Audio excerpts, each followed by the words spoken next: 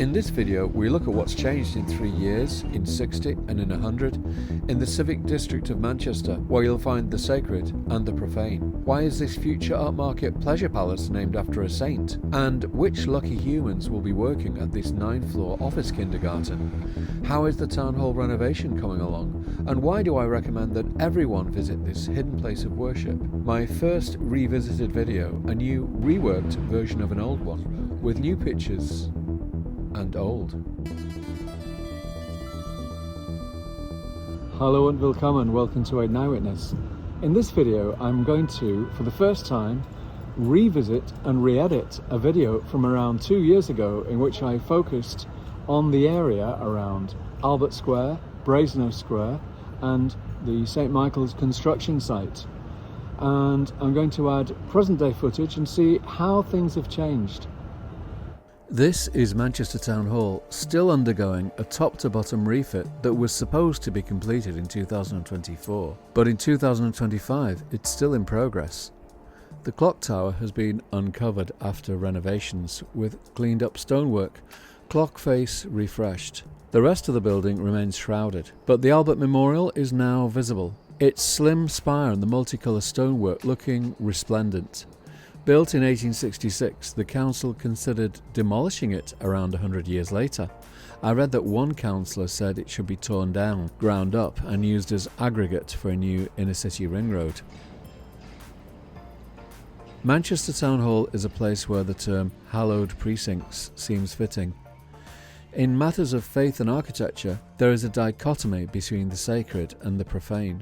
Manchester has plenty of both. It has its own Trinity Statues, though not the one they talk about in church. It's said that both music and football are a religion here. The Free Trade Hall opened in 1854, a hall named after a movement for trade without tariffs, very relevant to today. I went to my school's annual speech day ceremonies here, but not to the infamous Sex Pistols concert in 1976. I once played in a band at a club called The Gallery, further down Peter Street. As for the profane, you'll see and hear plenty of that on Peter Street on a Saturday night, with its bars, beer halls, pleasure palaces, nightclubs and other places of conspicuous carousing, often to excess. In other words, the Manchester nighttime economy. Albert Square, Victorian on 3 sides, but on its western side we have these newer buildings. These photos from the Manchester Library's collection show that there were beautiful Victorian facades here. In 1866, before the town hall was built, there were these curved brick facades. 100 years later, the late 19th century facades that replaced them, they look like buildings in the northern quarter, were still standing, but not for long. Destruction like that couldn't happen in 2025. Or could it? One of the buildings proudly displays its vintage, 1982. On the rear side, the 80s style brickwork of this cafe is given a lift by a coat of white paint. The facade is unchanged after nearly 3 years.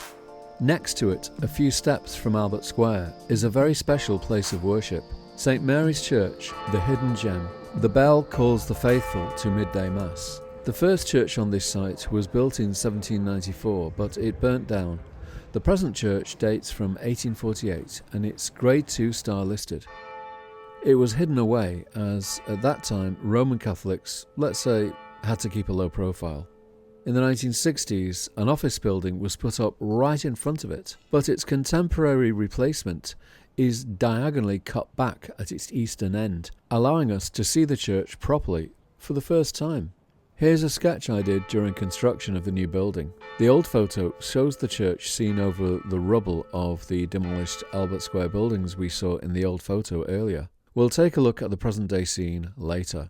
On John Dalton Street, a new building was under construction. It's called Island and it's very sustainable. Architects Cartwright Pickard. The sign says, a workspace for the future. 9 floors designed for happy humans. It replaced a 1950s office building, a trend we're seeing again and again in Manchester. Relatively new buildings being demolished and replaced by state-of-the-art ones. This archive photo shows the old office building in 1961, not long after it was built. It survived until around 2021. Check Google Street View, link below. In the distance is the then newly built Albert Bridge House. That's soon to be demolished and replaced with a new complex of state-of-the-art buildings.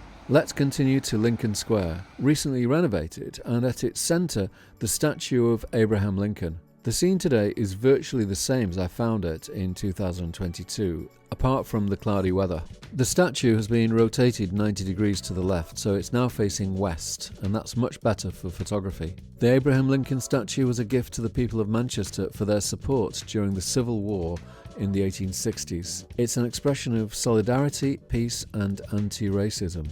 Close to this spot was the original Twisted Wheel Club, where the raw sound of Northern Soul records brought a feel of 1960s Black America to Manchester. I was too young to go there, but I went to a teeny Northern Soul night at the Den Scouts Hut in Cheadle Heath. The square is intended to be a peace garden, replacing the one that was in St. Peter's Square, though the peace theme doesn't seem to me to be much in evidence, except that it's actually quite peaceful. The Lincoln Manchester is a new office building, replacing the one from the 1960s, the one that blocked the view of the church. It's by 5+ architects. I think it's good.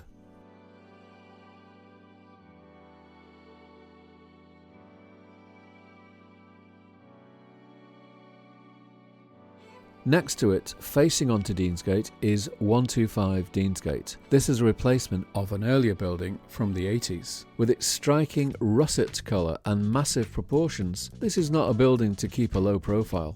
On the theme of sacred architecture, the John Rylands Library at first looks like a cathedral and was originally intended to house ecclesiastical books, though in the end a wide-ranging collection was acquired. There's no more striking juxtaposition of contemporary and classic than here. Glass-fronted commercial and retail meets stone-fronted neo-Gothic. A cathedral to books. It was opened in 1900. And there we can see an alteration to the street layout. New bike lanes. Vehicle traffic is a lot lighter than it was before. Here is the facade in sunlight taken in 1998. The new buildings cast shadows, so I'm glad I got this shot when I did. We're looking back along Brazennose Street towards the town hall. This was planned as a ceremonial route in the 1945 plan for Manchester, which also suggested that the town hall might be demolished. This is how Brazennose Street looked in 1961, when it was still a street used by vehicles. Manchester was a different place back then. The buildings were covered in soot, but it had a special atmosphere. And just here is a statue dedicated to the Polish composer Chopin. It's by Polish artist Robert Sobocinski. Also depicted is Amantine Lucille Aurore Dupin de Franqueuil, alias the remarkable author and pioneering woman Georges Sand, with whom Chopin had a relationship. I don't think it does her justice. Further along Deansgate, a mixture of post-war and Victorian, including the handsome Elliott House, which was the home of the City Library, part of the Central Library, during its renovation from 2011 to 2014. And I remember this office building, 201 Deansgate, won a Civic Society Award in 1998. And yes, I was featured on the Magenta Otter Travels YouTube channel, founded by US Anglophile YouTuber Dara, assisted by her husband Ian, both from Texas. We walk up Jackson's Row past the old Nag's Head Hotel and the Reformed Synagogue. It was still standing when I visited 3 years ago. This is where the synagogue used to be.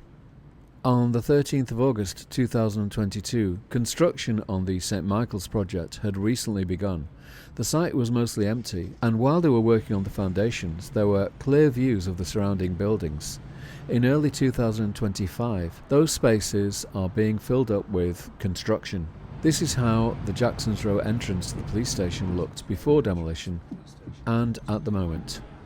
In 2022, looking down Jackson's Row, we could see the narrow windows on the side of the synagogue. Today, in 2025, the synagogue has gone and the new buildings are well advanced. These will be offices with restaurants and other outlets on the upper floors.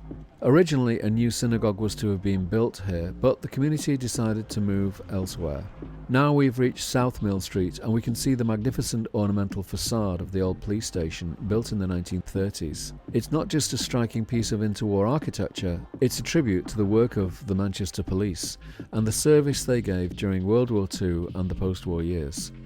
Under the original plans for this site, drawn up by footballers Ryan Giggs and Gary Neville, in association with Make Architects, the police station facade was to have been demolished. 2 black towers of uneven height would have appeared. People called them tombstones. The plans were widely criticised. After a high-profile campaign, the footballers withdrew the plans. Make Architects stood aside. Manchester-based architects Otter & Partners came up with a new design, retaining the police station facade. This is how the Bootle Street entrance to the police station looked, and to its left, the Abercrombie pub, which they also originally wanted to demolish, but the pub will be incorporated into the new development. It's remained open during the construction. Work on the 9-storey building, fronted by the police station facade on the east side of the site, is well advanced. Construction of the 40-storey tower on the west side in March 2025 is in its early stages.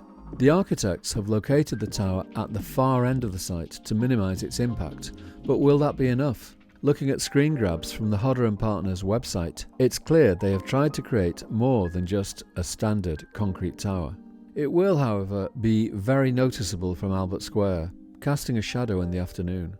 Longer in the winter. Will it reach the Town Hall facade?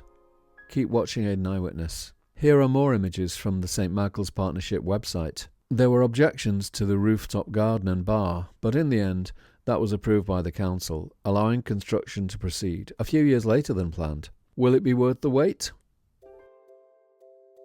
It looks like a very dense and massive development, bringing a complete change of use to this formerly quiet zone by the town hall. Keeping a low profile is definitely not what this development is about. It's all about commerce, prestige, the pursuit of worldly things, the nighttime economy.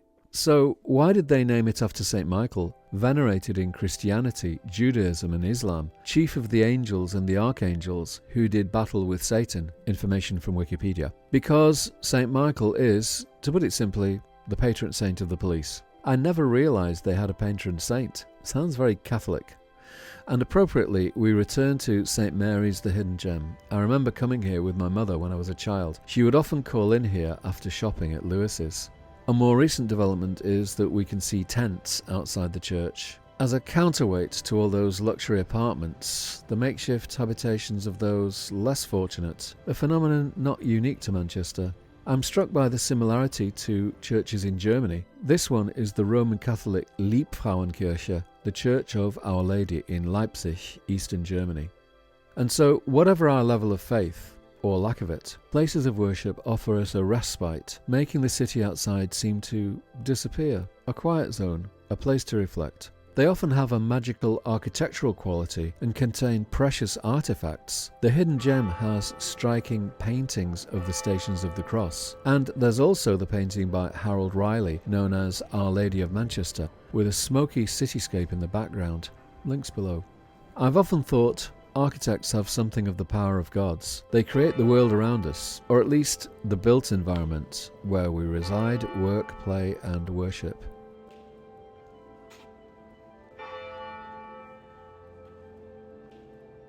Some architects are more godly than others.